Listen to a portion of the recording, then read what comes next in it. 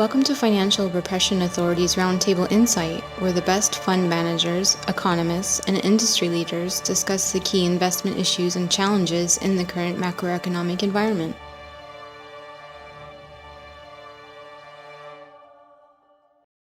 Hi, welcome to FRA's Roundtable Insight. This is Richard Benuli. Today we have Charles Hugh Smith. He's author, leading global finance blogger, and America's philosopher, we call him. He's the author of several books on our economy and society, including A Radically Beneficial World, Automation, Technology, and Creating Jobs for All, Resistance, Revolution, Liberation, A Model for Positive Change, The Nearly Free University and the Emerging Economy, Pathfinding Our Destiny, Preventing the Final Fall of Our Democratic Republic, and Will You Be Richer or Poorer? And his most recent book that we talked about last time was Global Crisis National Renewal, a Grand Strategy. Welcome, Charles. Well, thank you, Richard. It's always my pleasure. Great. I thought we do a discussion today on some recent blog postings that you've done on your blog of twominds.com.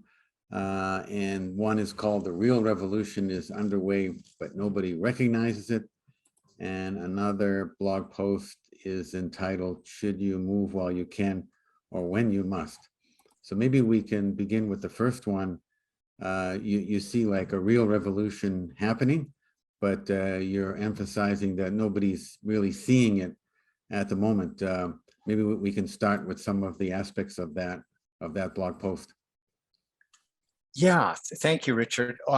Well, my basic thesis here is that, you know, the majority of people are sort of primed to look at the idea of revolution as a political process. In other words, there's a political party, there's a new political party, there's some political movement, right, that takes place within the political realm. And what I'm suggesting is that this revolution has no direct political expression. It's not a political revolution where somebody's trying to, put in a different party or a different set of leadership or whatever.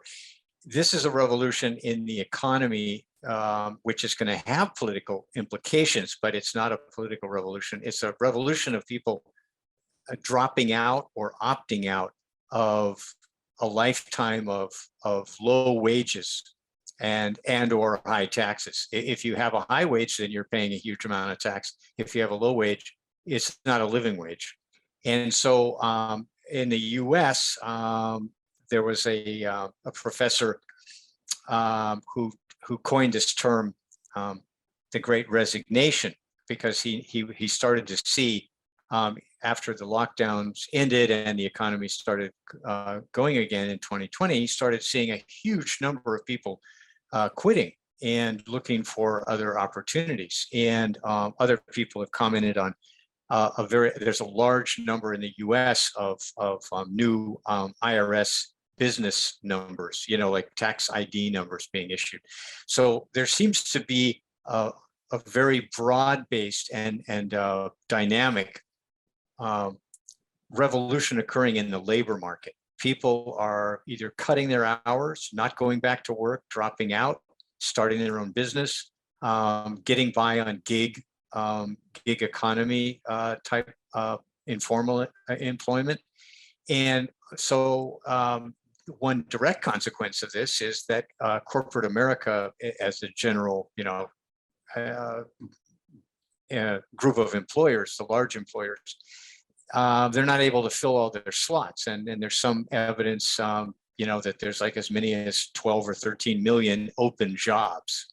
And so I think this is extremely interesting because there's a lot of data out there, and I'll share the charts that are on the blog, or you can grab them and post them with this podcast, that basically capital has siphoned about $50 trillion from labor since 1975. In other words, all the gains of the economy essentially went to the top 1/10 of 1% and a little bit into the top 10%, but the wage earners actually saw their purchasing power decline significantly.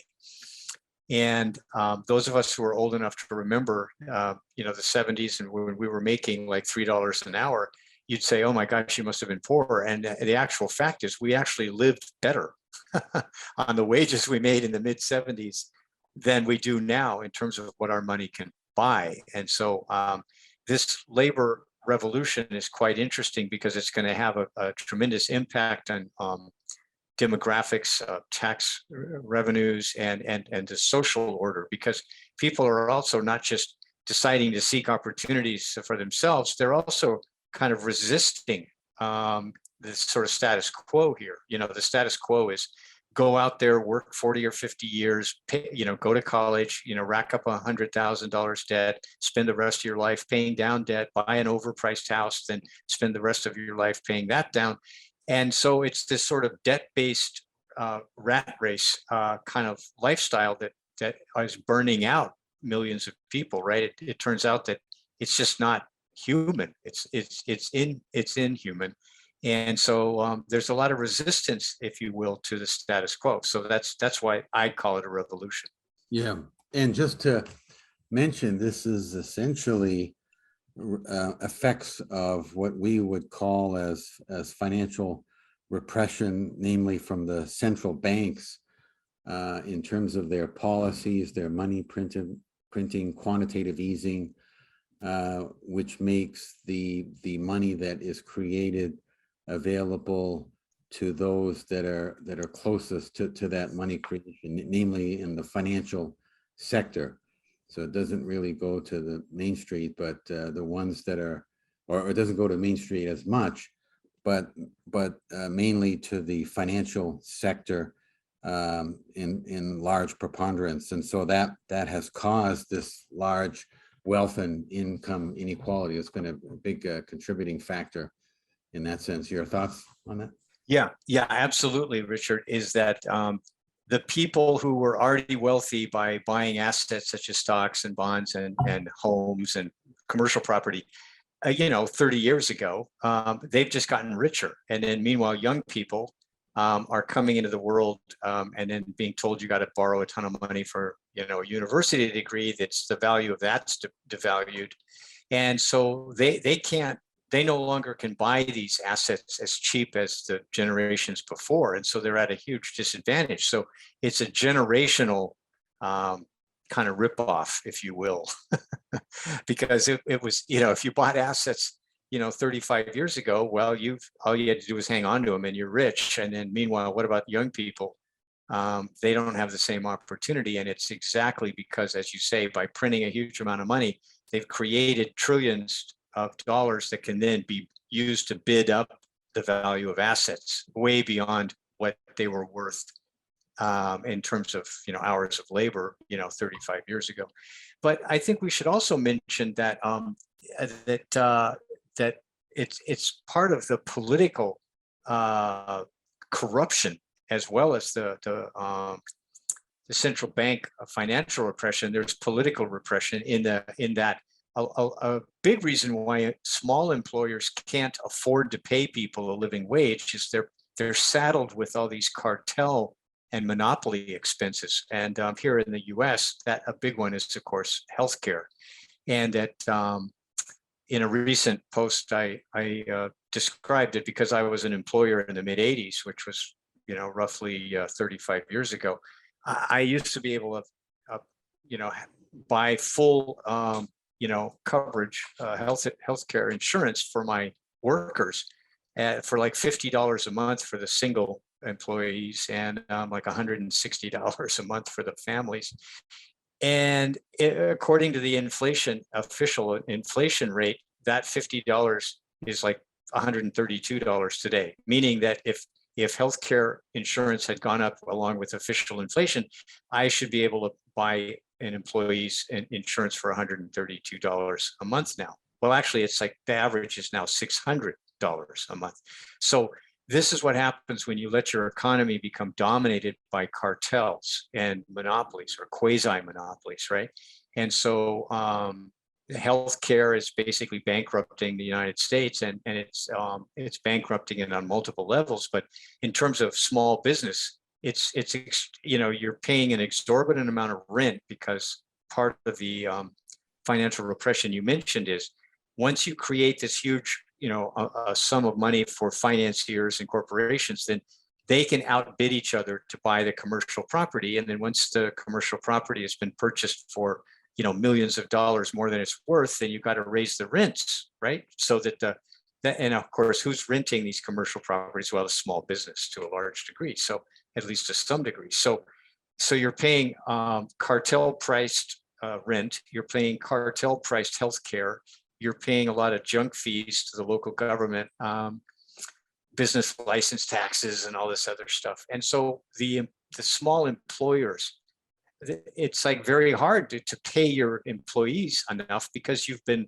strip mined by the cartels and taxes. So that's part of why it's been difficult for labor to catch up. But now labor is catching up because there's a shortage of workers, or a scarcity.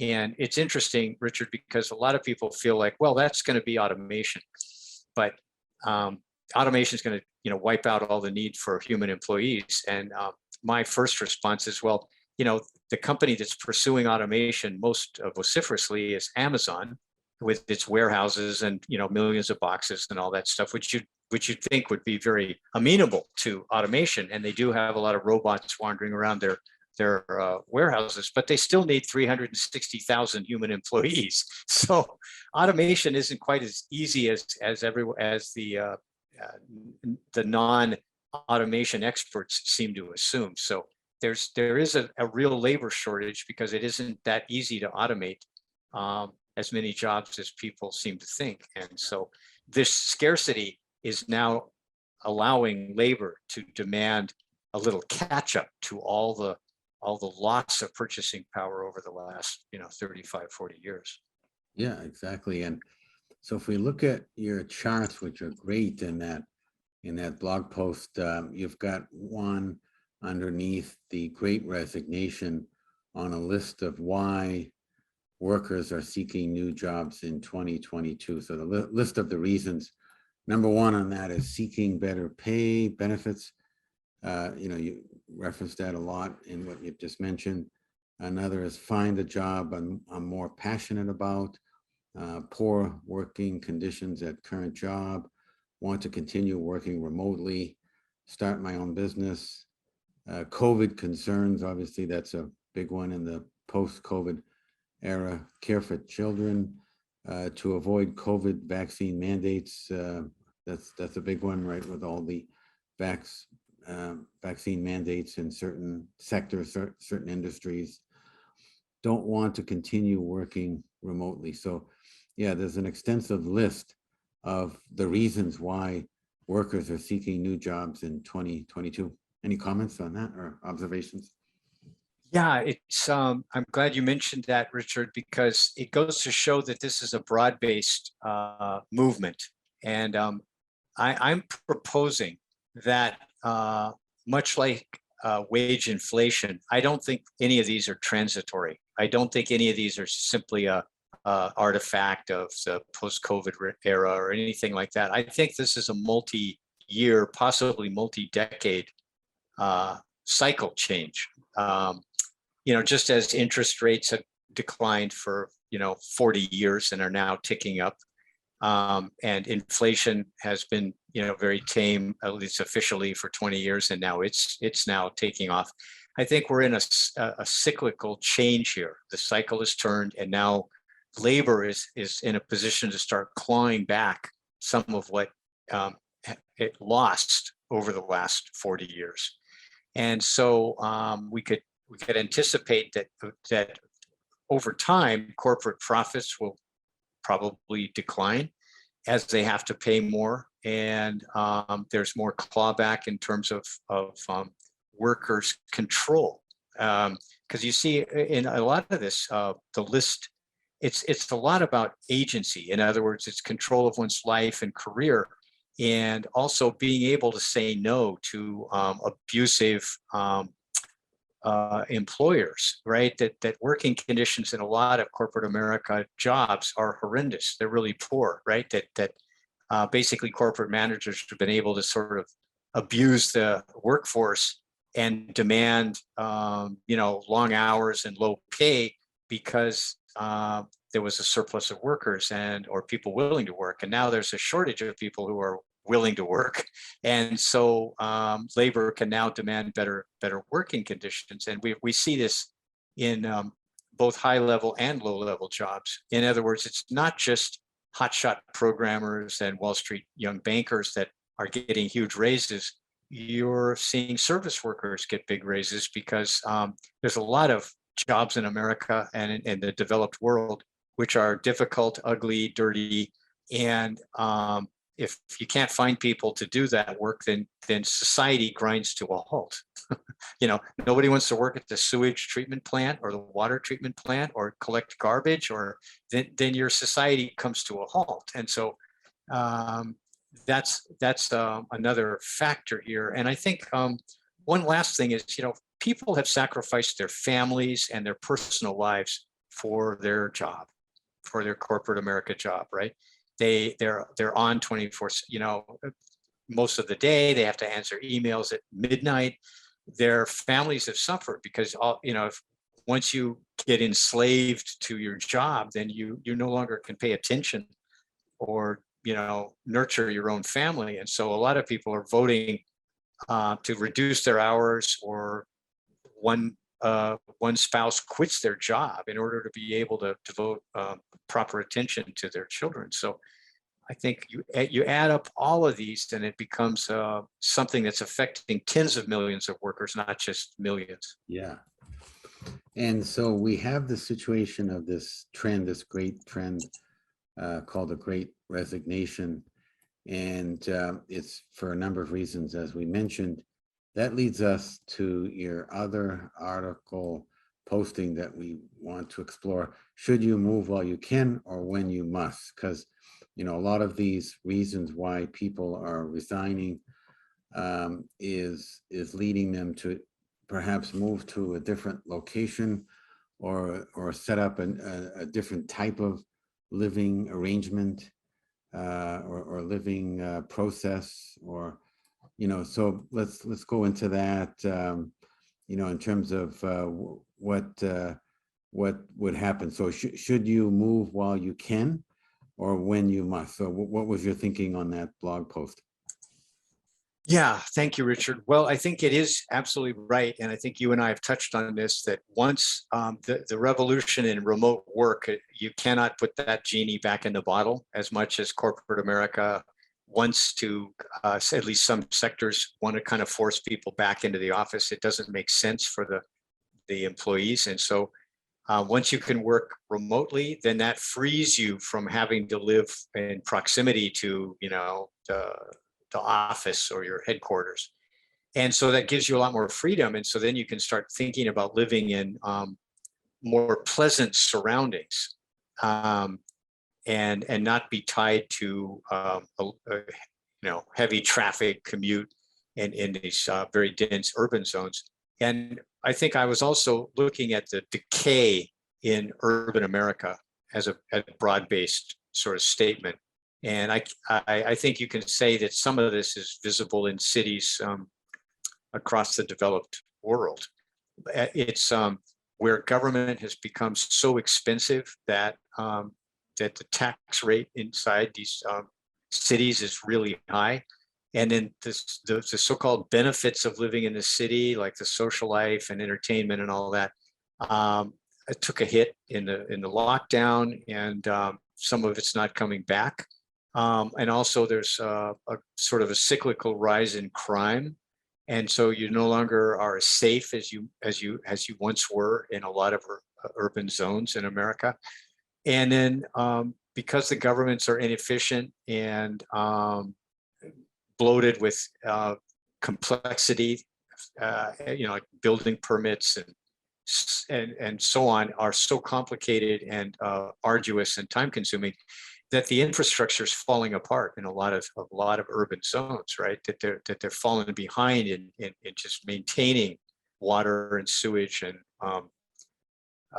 roadways, affordable housing, you name it, right? And so as the cities fall apart, it's like the benefits decay to the point where, why am I even tolerating this situation? Like, I'm paying very high taxes.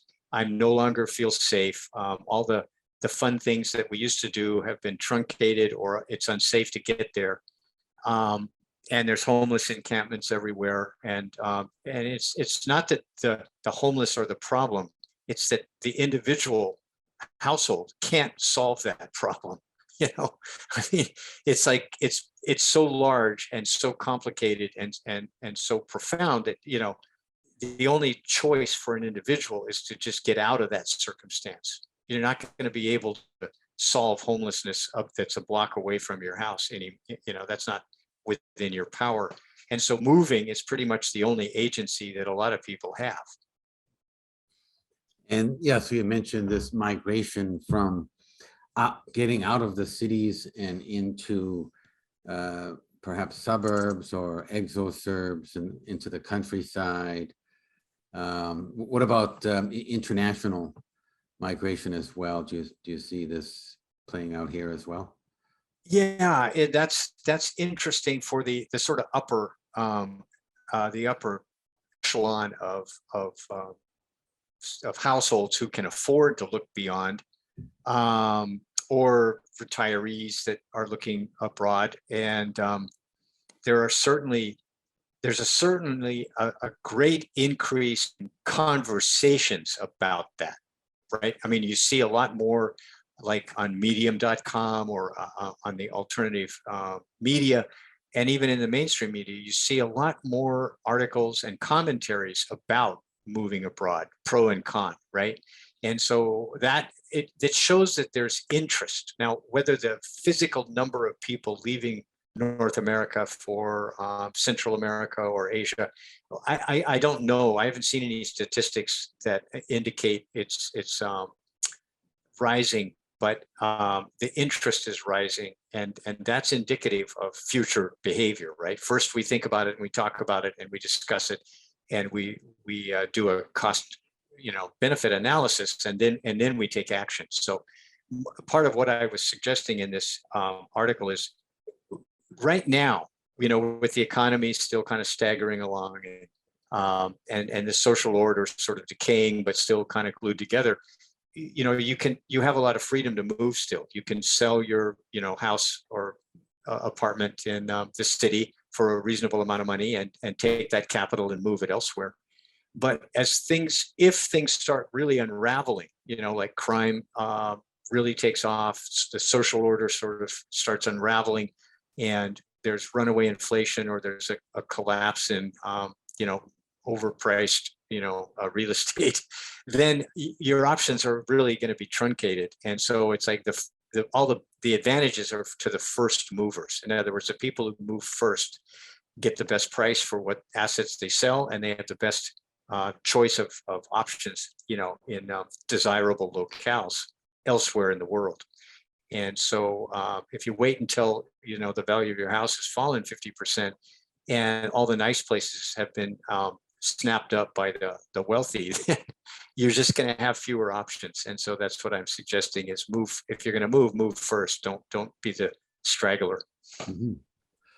And you see this all coming to a head in 2024 to 2025. What's the thinking behind that, and why those particular dates?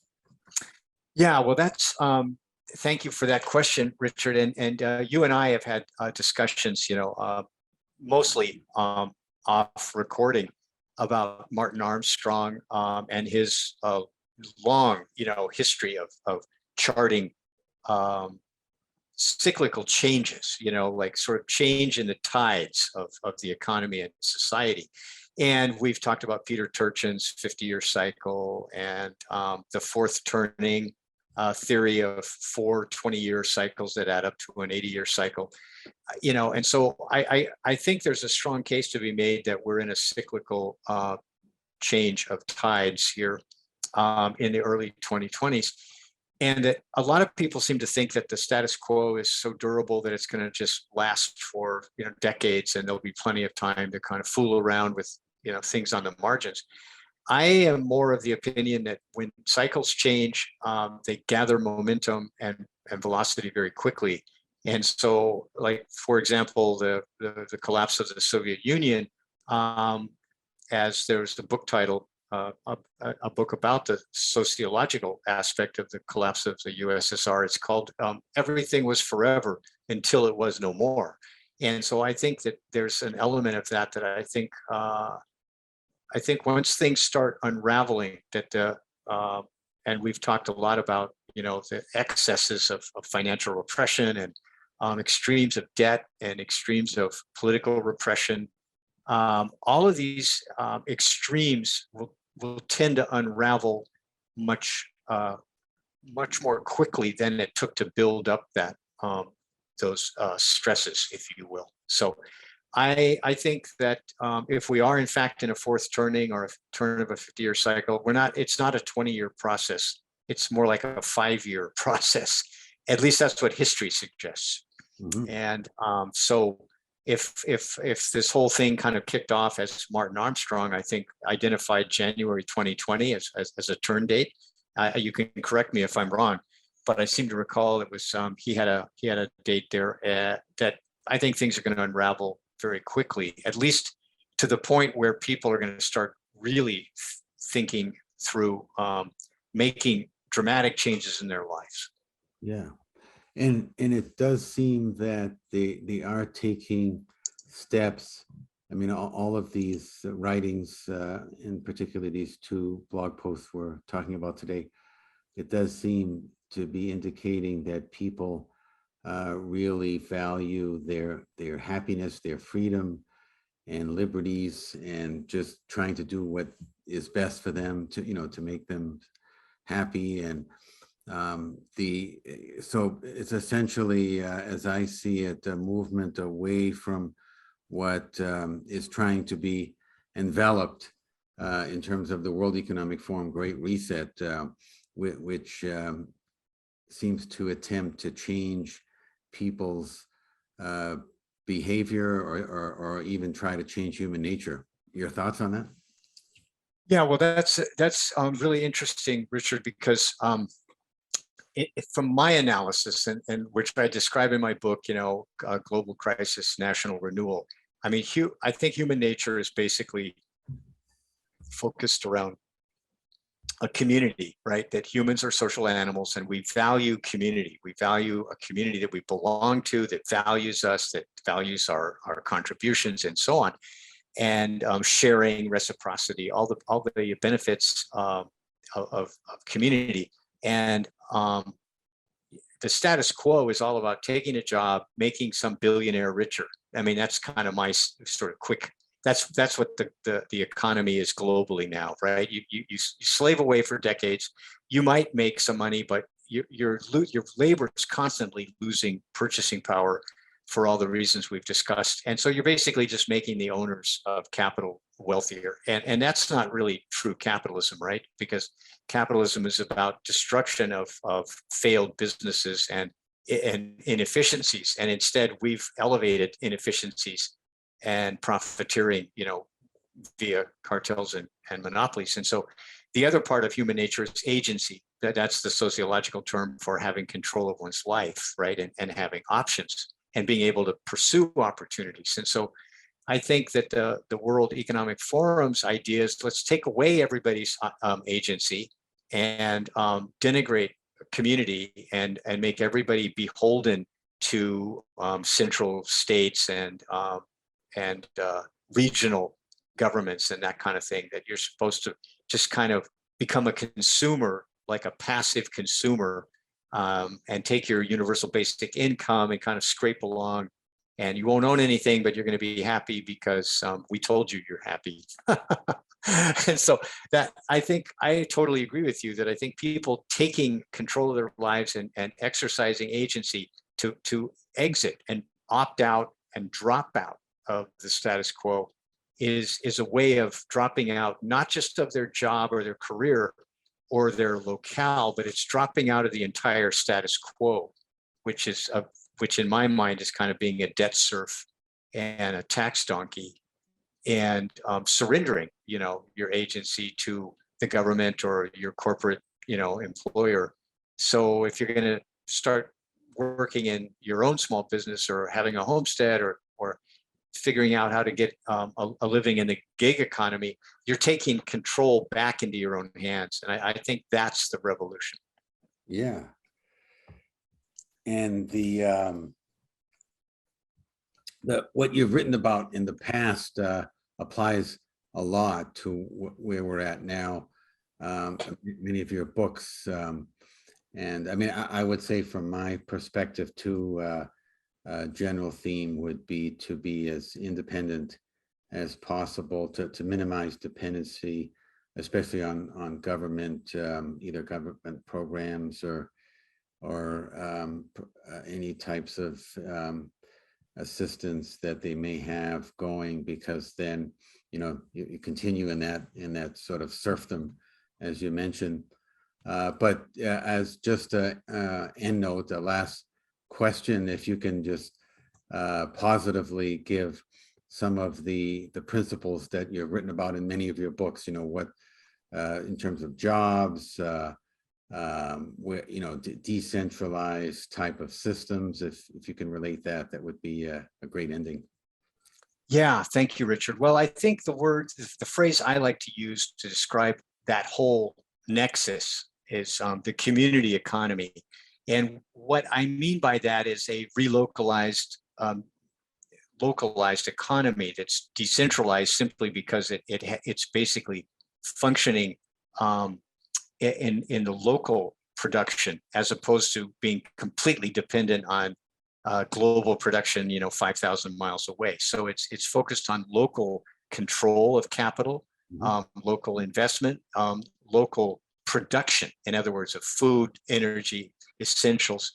And I like to use the term a community economy, because if you've ever been in a real community and you've been a small business owner or a gig economy worker, then you know that people actually are working together. Now they're competing, in a friendly way. In other words, it's not like you're trying to destroy your somebody else that's got a booth at the farmer's market or another building contractor. It's like there's enough for everybody, and you're actually sharing resources and ideas and improving your community economy. You're creating jobs, you're producing goods and services.